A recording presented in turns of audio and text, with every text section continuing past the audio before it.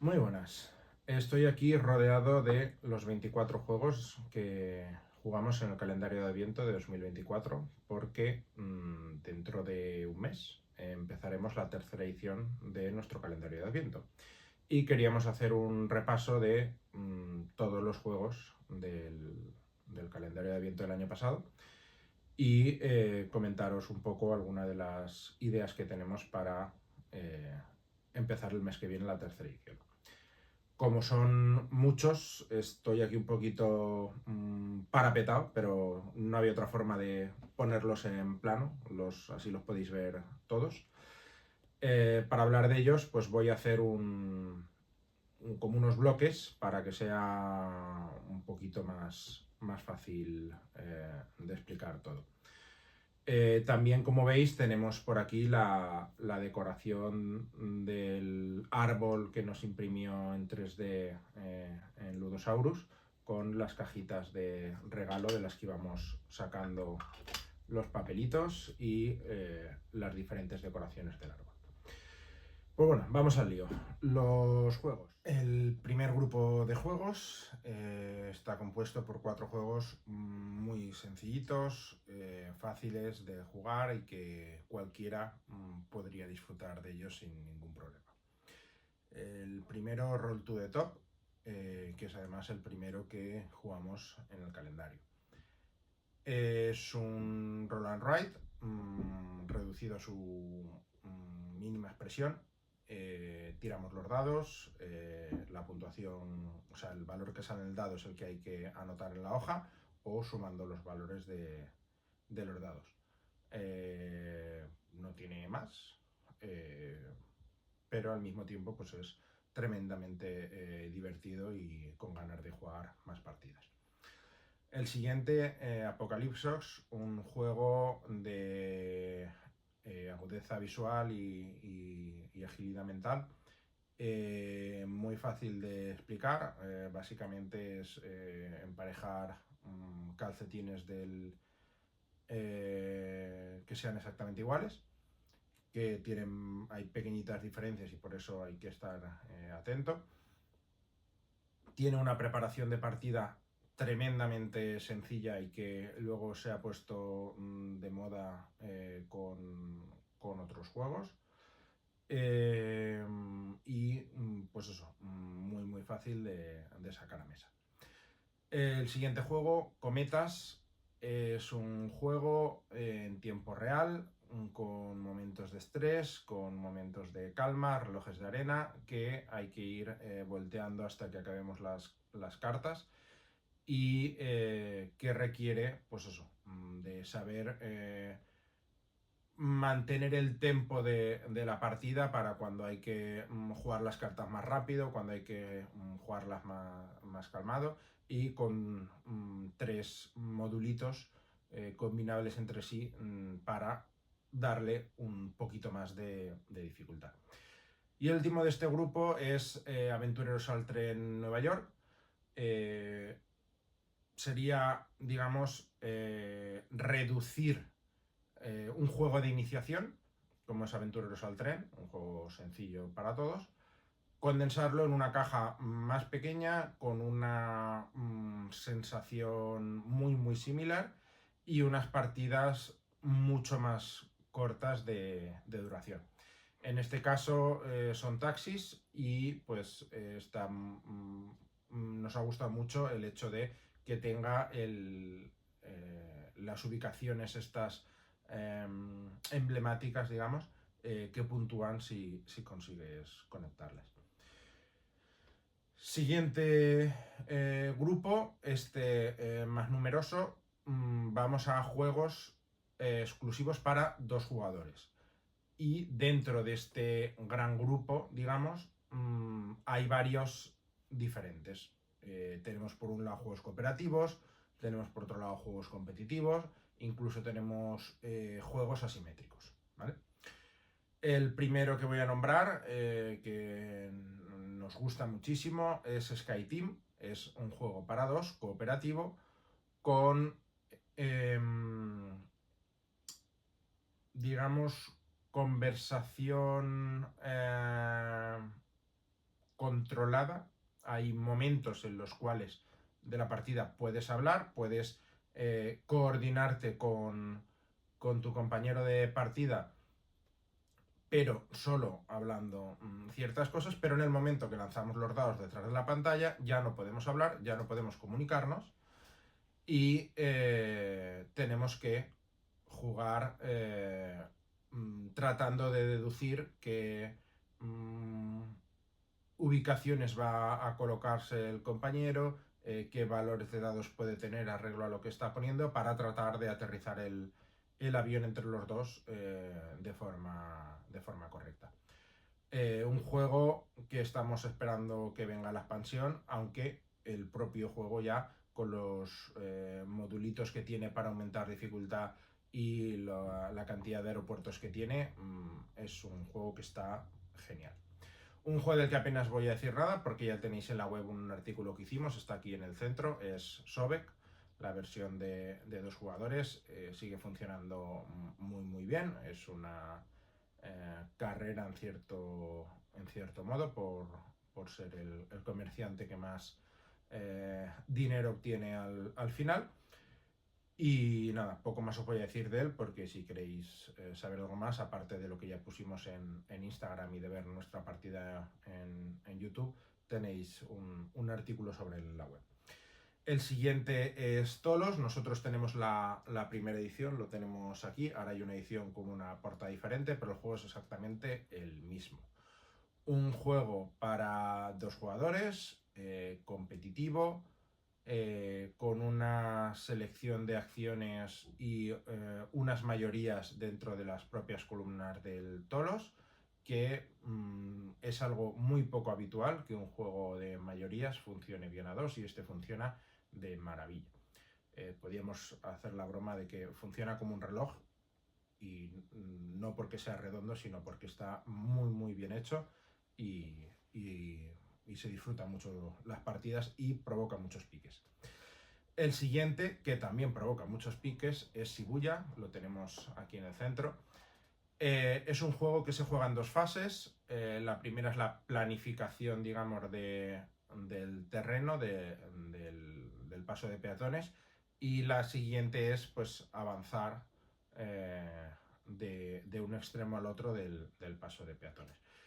Hay que saber planificar bien la primera parte, hacer, digamos, el plano, ese entramado del paso de peatones para tratar de sacar ventaja en la siguiente fase, que es la que determinará el ganador de la partida.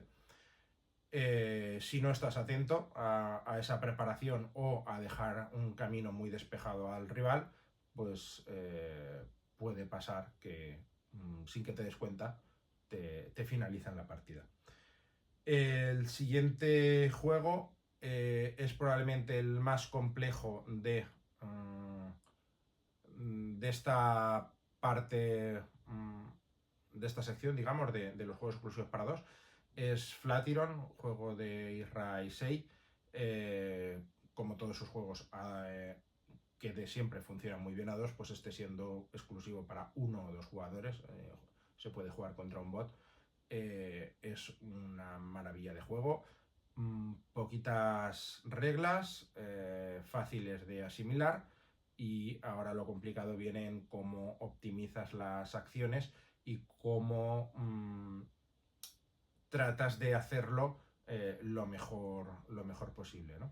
La dificultad, digamos, que tiene el juego es justamente esa, el ser capaz de optimizar mejor que el rival las acciones que hay. Un juego muy bonito, muy bien producido por Ludonova, como hace siempre con su juego propio.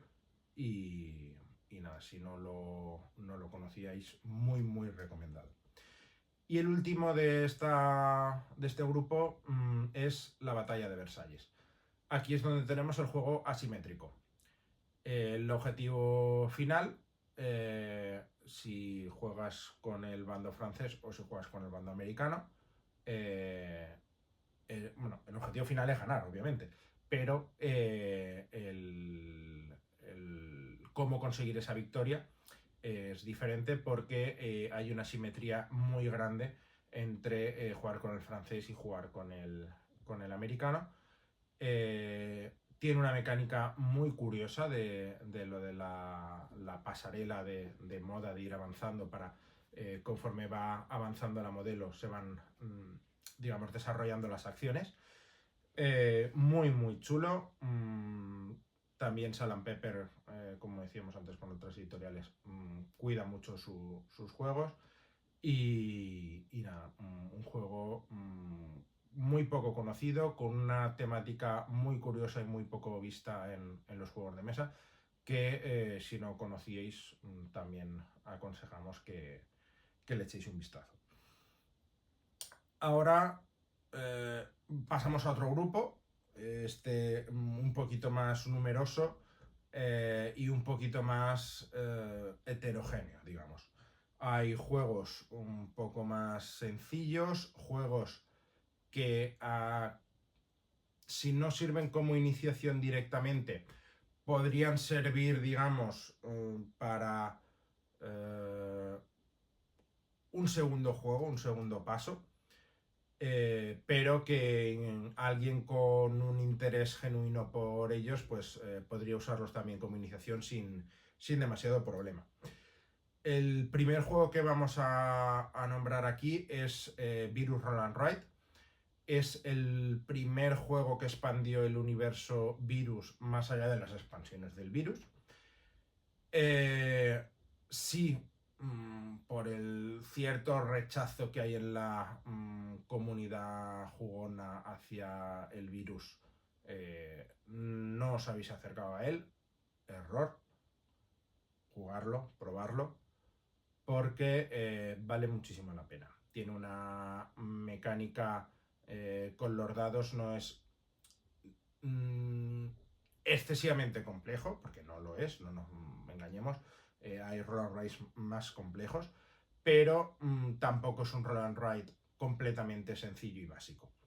La mecánica de colocación de los dados para seleccionar las cartas y las acciones, hay que tener un cierto control de que dónde pongo el dado para que no me quite la acción el otro jugador poniendo dado también en la misma acción, o que me preparo sin que me vayan a quitar luego, o aprovecharse de lo que está preparando alguno de los rivales. Como digo, no es excesivamente complejo, pero tampoco es para un primer roll and ride. Y vale mucho la pena, está muy interesante. Además, pues recientemente los mismos autores han tenido ahora en Essen y en Córdoba uno de los juegos más exitosos, como ha sido Orlo, con lo cual solamente por eso, para los que os gustan los juegos más complejos, echadle un ojo porque seguramente os sorprenda más de lo que pensáis. El siguiente juego es justamente el que tengo aquí delante, Istar. Es un juego que pasó sin pena ni gloria, un juego de Bruno Cathala que no es el más sencillo del mundo, no es para nada complejo, es un juego familiar que está bien, pero no destaca especialmente por nada. Y pues probablemente eso pues hizo que pasara desapercibido porque está en un rango de juegos, el juego familiar, en el que hay muchísima oferta. Está curioso, no sé si ahora mismo se puede llegar a conseguir por algún lado.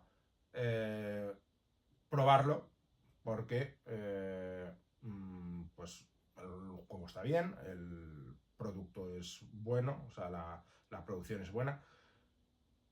Pero como digo, es un juego familiar más que tampoco os va a volar la cabeza y no va a ser igual para alguien sí, pero dudo que sea para nadie el juego de su vida, porque como digo, está seguramente en el rango de juegos que más cantidad de juegos diferentes tenemos, ¿no? Luego pasamos a Bounty Hunters, juego de Star Wars. En el fondo es una carrera con un draft de cartas, pero con un draft modificado. Hay varios mazos diferentes con diferentes tipos de cartas, cada mazo. O sea, diferentes tipos, quiero decir. Coges una carta del mazo, la añades a la mano y de esas manos eliges y pasas las cartas. Con lo cual podrían incluso llegar a volverte a la mano exactamente las mismas cartas que has pasado tú. Acaba siendo una carrera por ver quién consigue capturar 4 presas antes que el rival, quién es por tanto, el mejor cazarrecompensas.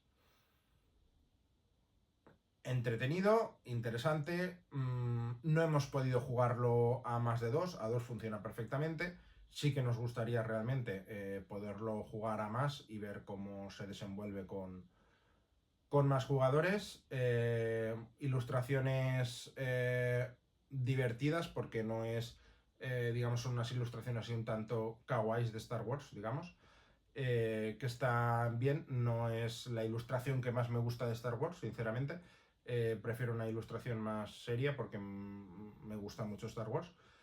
Pero, pues eso, es un juego interesante que pues salen muchísimos y seguramente pues mucha gente le haya pasado desapercibido.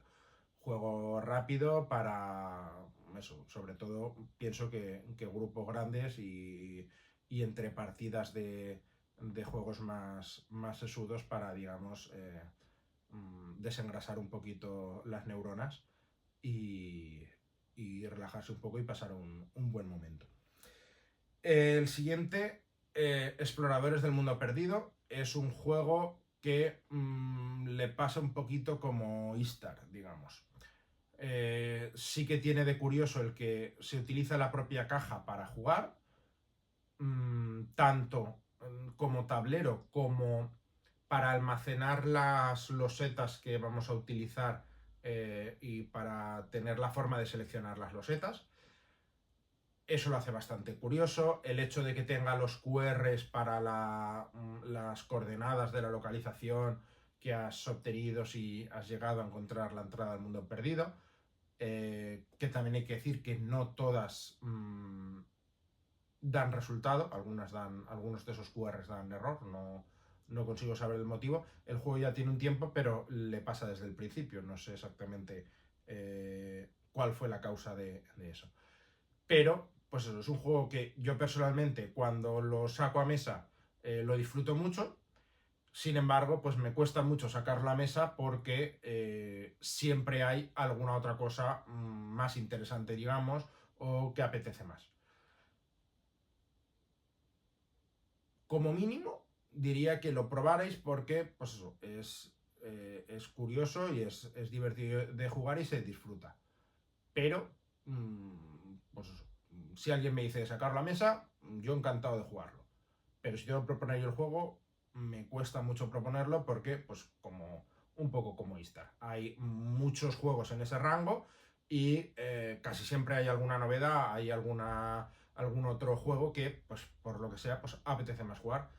Aunque luego igual la partida no se disfrute más, pero no sé, es una sensación un poquito rara. Digamos que tengo sentimientos encontrados con el juego. Nos quedan 2. Azul.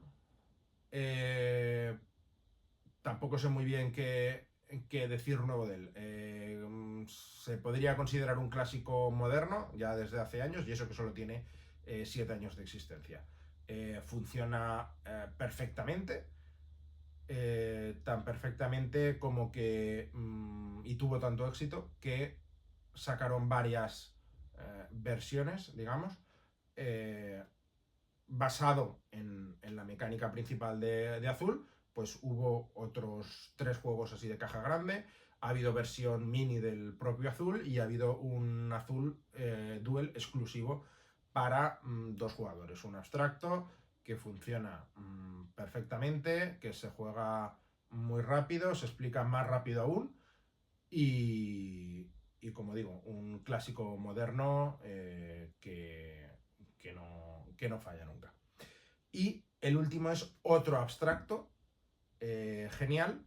Este es un abstracto puro y duro, fichas con colores, sin ningún tema pegado, colocar fichas adyacentes con el color adyacente a otras que ya estén colocadas en el tablero y puntuar por la línea de adyacencia, tratando de tener todos los colores equilibrados para luego a la hora de puntuar y ya estaría. Lleva 20 años, se sigue reeditando, se sigue vendiendo, funciona perfectamente, pues si después de 20 años sigue así, pues por algo será, ¿no? Obviamente el juego funciona muy, muy, muy, muy bien. Y por último vamos a los juegos un poquito más complejos, salvo quizá Flatiron, pero que lo hemos incluido dentro del grupo de exclusivos para dos. Tendríamos por un lado Tabernas de Valfonda. Es un Eurogame que, digamos, podría ir de sencillo a medio porque tiene diversos modulitos que le van añadiendo dificultad y no es una campaña, pero sí que se aconseja jugarlos por orden para ir conociendo bien el juego. Creo que ahora mismo está muy complicado de conseguir. No sé si Debir se animará a reeditarlo y traer por fin la expansión, que sí que estuvo muy demandada hace un tiempo. El juego funciona muy muy bien. Tiene además el tablerito de jugador una especie de puzzle, digamos, porque tiene muchos modulitos que hay que ir dándoles la vuelta, levantando casillas, desbloqueando zonas y demás. Rondas finitas, digamos, no es de estos de que hasta que alguien desencadena final de partida y que puede ser más o menos largo. Funciona muy muy bien y que, pues eso, no sé Debir al final qué hará, pero a mí sinceramente me gustaría poder probar la expansión. Siguiente juego, Manitoba, que no sé ahora mismo por dónde lo tenemos, aquí en el centro. Manitoba es un juego que se le ha penalizado mucho, probablemente por, en parte, ser Arrakis quien lo edita en castellano, y por otro lado, porque quizá un poquito como Istar, aunque es un poquito más complejo que Istar, hay muchos en su rango. Sin embargo, este tiene la curiosidad de la mecánica del tótem. Con lo cual, tanto en el turno que el jugador activo como en los que no, siempre vas a hacer cosas. Lo cual te hace estar más atento a la partida y más pendiente también de lo que hacen los demás, porque en algunas ocasiones te conviene no hacer lo que es más óptimo para ti para impedir que haga una muy buena jugada a tu costa algún rival. Un juego interesante, castigado quizá en exceso, en exceso por ello. Otro juego que también ha sido penalizado, pero por otro tema, es Fundadores de Teotihuacán. En este caso ha sido castigado por llevar en el título Teotihuacán, ¿vale? Se comparó mucho con el juego de la misma editorial, Teotihuacán, y obviamente sale perdiendo. Obviamente sale perdiendo porque el otro es un juego más complejo y quizá, como este salió posteriormente, la gente se esperaba un juego de una dificultad equivalente a la otra o equiparable a la otra. Y para nada, es un juego abstracto, diría que bien tematizado, pero no deja de ser una colocación de losetas con unas restricciones a la hora de colocarlas, con un movimiento a lo largo del de lo que sería el plano de la ciudad, que lo hace diferente a otros y que está muy bien. Está muy bien y creo que se le ha castigado injustamente porque no sea lo que la gente se esperaba. Desde ahí podríamos, digamos, dirimir un poquito de las expectativas. Porque yo tengo mucho expectativa por un juego de mesa, una película, un libro, y luego ese juego no alcanza esas expectativas, no implica que sea malo, sino probablemente que yo lo estaba sin conocerlo, valorándolo en exceso. Con eso, ¿qué quiero decir? Que eh, probarlo. Probarlo porque os sorprenderá. El juego está muy, muy bien, está muy chulo. Y no siempre hay que seguir a pies juntillas lo que os diga alguien delante de una cámara, delante de un texto, lo que sea. Hay que tener criterio propio, digamos. Yo al final me hice con él y me alegro mucho de tenerlo en la colección. Aunque no os lo compréis de entrada, probadlo, que os sorprenderá, hacedme caso. Otro juego encima del mismo autor, que genial, Reinier Nizia, que también cumple años, Ra. En este caso es el 25 aniversario, estamos hablando de que salió el año pasado, con lo cual este año serían ya 26. Justamente es la edición 26 aniversario, probablemente el juego de pujas más elegante que haya jugado. Una edición 25 aniversario con un lujo de detalles brutal y una producción espectacular. Eh, muy, muy, muy, muy bueno, sinceramente. Me alegro mucho de que Trangi sacara esta edición en castellano porque el juego está muy, muy, muy bien. Y seguimos con Kraftwagen.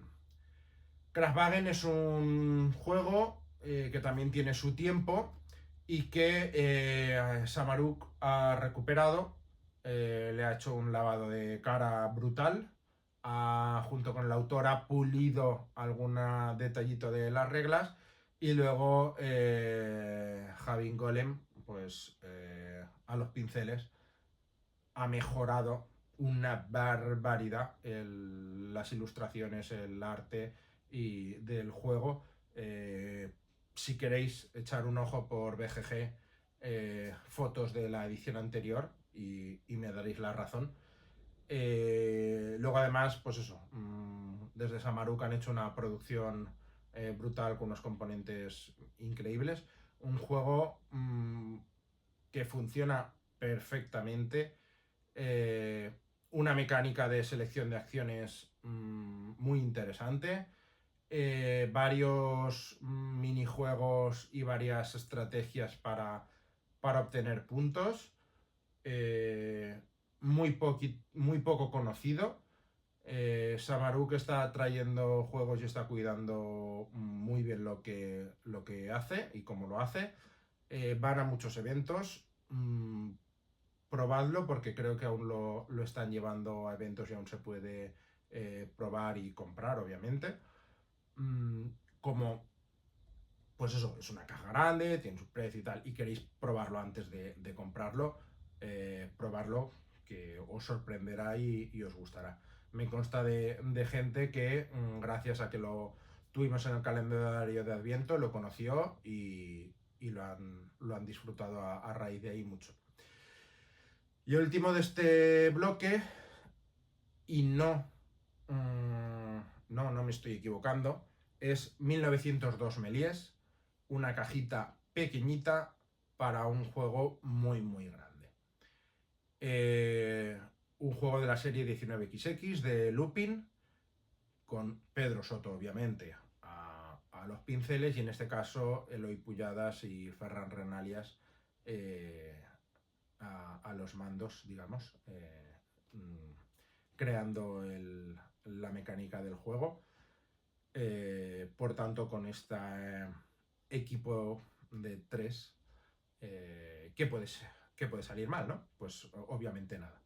Un juego muy muy chulo, con el reglamento, como todos los 19XX, con pequeños comentarios históricos, porque obviamente está muy bien tematizado, pequeños minijuegos y mecánicas muy muy curiosas dentro del juego, muy condensado, muy lleno hasta arriba de material, un juego muy muy divertido, y como toda la serie de 19XX, muy muy muy recomendada.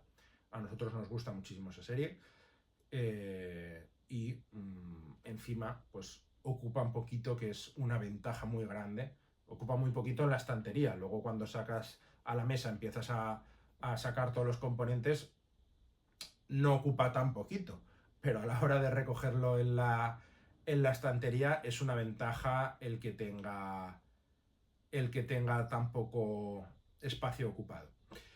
Y me acabo de dar cuenta que del bloque anterior me dejaba 2 juegos, que son Get On Board, que es un flip and write, digamos, porque hay que girar carta, pero tiene unas ligeritas asimetrías. La carta que se gira es común a todos los jugadores, pero esa carta va a representar líneas diferentes.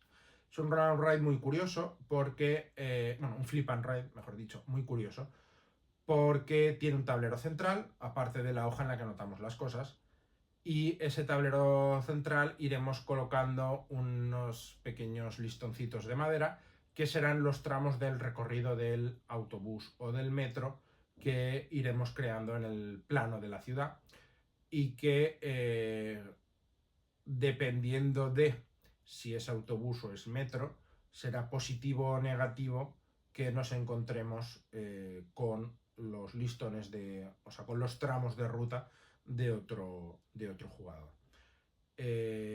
Muy interesante. Por un lado, Roma para menos jugadores, por el otro lado, París para más jugadores, porque va de 1 a 5. Se puede jugar en solitario, sí, tiene un pequeño bot para jugar en solitario. Y un juego curioso, y diría que diferente al resto de Flip and Ride, Roll and Ride, Spin and Ride, y ese tipo de cuestiones. Y creo que me dejaba otro, o los he dicho todos ya. Sí, me dejaba uno. Este pequeñito de aquí. Este pequeñito de aquí es Koinobori. Koinobori es un juego muy muy bonito, ilustrado por Amelia Sales, y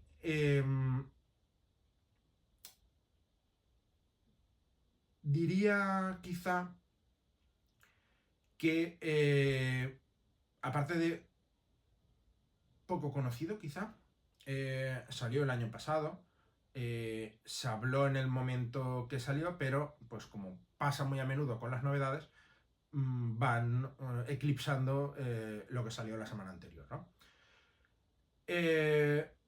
Y se ha dejado de hablar de él. Yo hace mucho tiempo que no lo veo por redes sociales, y sinceramente me da pena. Y me da pena porque es un juego muy chulo, es un juego en el que puedes hacer no sé exactamente cómo decirlo. Como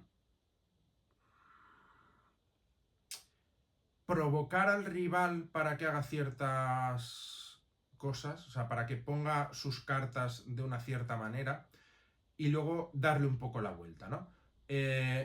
Estamos en el festival del niño en Japón, y tenemos que hacer una serie de cometas con las carpas, ¿no?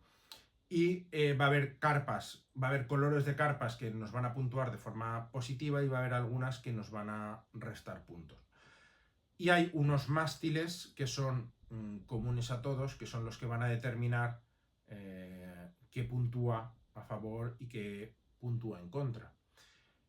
Y luego al mismo tiempo tienes los mástiles propios en los cuales vas jugando tus cartas. Lo cual puede hacer que generes que, sin haber terminado sus propios mástiles, un jugador la partida finalice. Porque solo determinarán los mástiles comunes.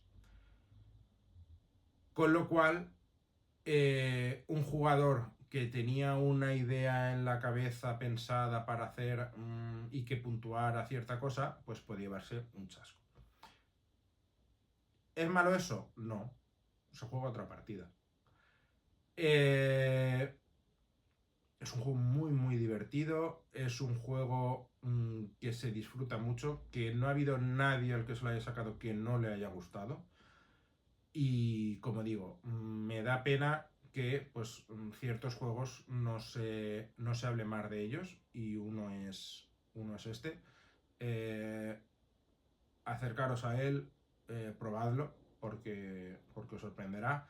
Que no os dé miedo esa interacción, porque son partidas rápidas y lo que ha pasado en la partida se queda en esa partida, y vamos a por otro y lo intentamos hacer mejor en la siguiente. Un juego muy recomendado también. Y nada, pues esto han sido los 24 juegos de 2024 del calendario de Adviento. Calendario de Adviento que, pues, la vida nos impidió hacerlo al día, y lo acabamos en enero de este año. Pero bueno, este año estamos empezando a preparar ya el calendario de Adviento, que el día 1 de diciembre empezaremos. Tenemos varias sorpresas y varios cambios pensados para este año. Esperamos que os gusten.